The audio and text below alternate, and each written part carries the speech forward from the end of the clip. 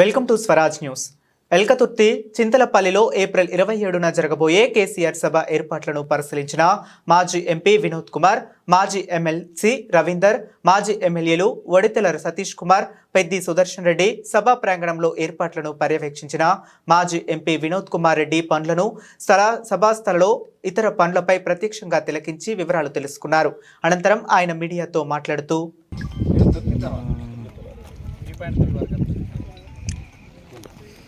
First నల్ల మట్టి తీసేది, నల్ల మట్టి దాని మీద మన ఎర్రమట్టి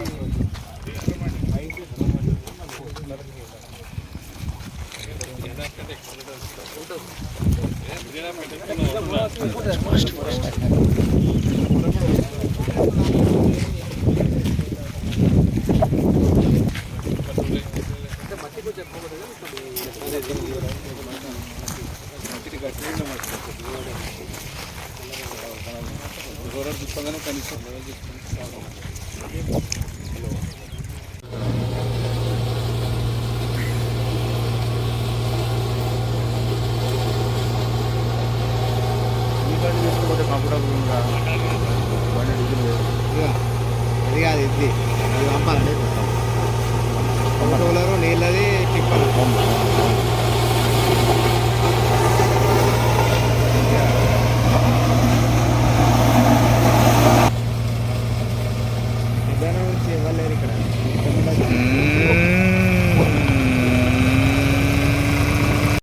జరగబోయేటువంటి భారీ బహిరంగ సభ ఎల్కతుర్తి మండల కేంద్రంలో జరుగుతున్నటువంటి ఈ సభ ప్రజాస్పందన చాలా గొప్పగా ఉంది. మేము వివిధ జిల్లాల్లో మా నాయకత్వం పెడుతున్నటువంటి సమావేశాల్లో మేము వస్తాం అని చెప్పి విపరీతమైనటువంటి మరి డిమాండ్ ఉంది. అయితే అంత దూరం మహబూబ్ నగర్ జిల్లా చివరి నుంచి ఇక్కడి వరకు కానీ, లేకపోతే ఆదిలాబాద్ జిల్లా నుంచి కానీ, ఖమ్మం జిల్లా దూరం నుంచి వచ్చేట వాళ్ళకందరికీ కూడా ఎలాంటి ఇబ్బందికర పరిస్థితులు ఉండకూడదని చెప్పి మరి ఇటువైపు వచ్చేటువంటి మరి అన్ని రహదారులను కూడా చిన్న ఆటంకాలు ఏమన్నా ఉన్నప్పుడు కూడా వాటన్నిటిని కూడా క్లియర్ చేసేస్తాం.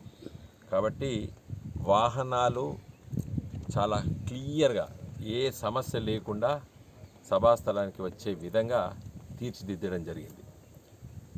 మరి మా మిత్రులు గత 10-15 రోజుల నుంచి ఇక్కడ మరి వీటిపైన ఏర్పాట్లన్నీ కూడా ముమ్మరంగా చూస్తున్నారు.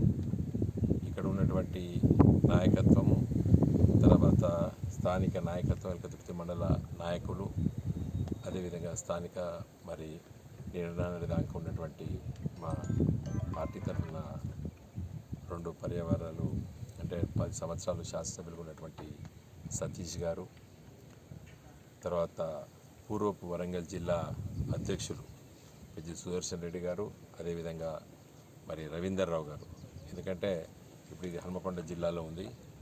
ఎల్కతుర్తి కరీంనగర్ పార్లమెంట్ నియోజకవర్గం అయినప్పటికీ కూడా ఈ వరంగల్ జిల్లాకి అతి సమీపంలో ఉంది. కాబట్టి ఇద్దరు, తర్వాత మిగతా చాలామంది పెద్దలు వాళ్ళందరూ కూడా గత 15 రోజుల నుండి మరి ఇక్కడ ఉన్నటువంటి రహదారులు ఎలాంటి ఇబ్బందికరమైన పరిస్థితులు ఎదుర్కోవద్దు వచ్చేటువంటి వాహనాలు చెప్పి మేము శ్రద్ధ పెట్టాం.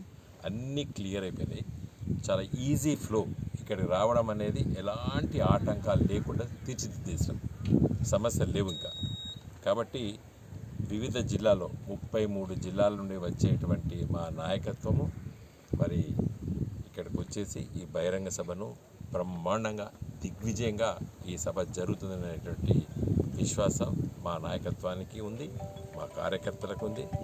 ముఖ్యంగా ప్రజాస్పందన ఎందుకుంది ఇంత గొప్ప ప్రజాస్పందన అంటే కారణం ఒకటే, తెలంగాణ రాష్ట్రాన్ని సాధించిన పార్టీ గులాబీ జెండా తెలంగాణ రాష్ట్రానికి సాధించడానికి తన ప్రాణాన్ని లెక్క చేయకుండా కష్టపడ్డటువంటి కల్వకుంట్ల చంద్రశేఖరరావు గారు, కేసీఆర్ గారు నాయకత్వాన తీసుకొస్తామని చెప్పినాం. తెలంగాణ తెచ్చి చూపించినాం.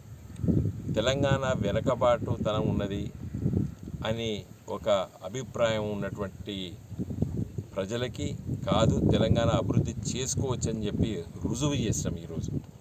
కాబట్టి 10 సంవత్సరాల ఒక బ్రహ్మాండమైనటువంటి పరిపాలన కేసీఆర్ గారి నాయకత్వంలో జరిగింది. కాబట్టి దురదృష్టవశాత్తు ఎన్నికల్లో ఒక పార్టీ గెలుస్తుంది, ఒక పార్టీ ఓడిపోతుంది.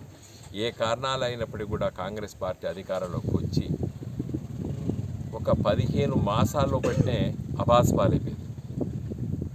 ఇంత తొందరగా అధికారంలోకి వచ్చి ప్రజలు కొట్టుకున్నటువంటి పార్టీ ఏది ఉన్నదంటే అది కాంగ్రెస్ పార్టీ. నిజంగా కూడా కాంగ్రెస్ పార్టీ కూడా ఊహించలేదు ఇంత ఏడాది నరదకే మనం ప్రజల నుండి కొట్టించుకోవాల్సి వస్తుంది. కాబట్టి ప్రజాస్పందన చాలా గొప్పగా ఉంది. వాళ్ళు ఇచ్చినటువంటి హామీలు ఒక్కటి కూడా నిలబెట్టుకోలేదు. కేసీఆర్ గారి ప్రభుత్వం చేసినటువంటి మరి సంక్షేమ పథకాలు కానివ్వండి, రాష్ట్ర అభివృద్ధి కోసం తపన ఉన్నటువంటి మా గులాబీ జెండా శ్రేణులకు ఈ అవకాశాలు గొప్పగా తీసుకొని 25 సంవత్సరాలు నిండినటువంటి రాజకీయ పార్టీ మాది గులాబీ జెండా.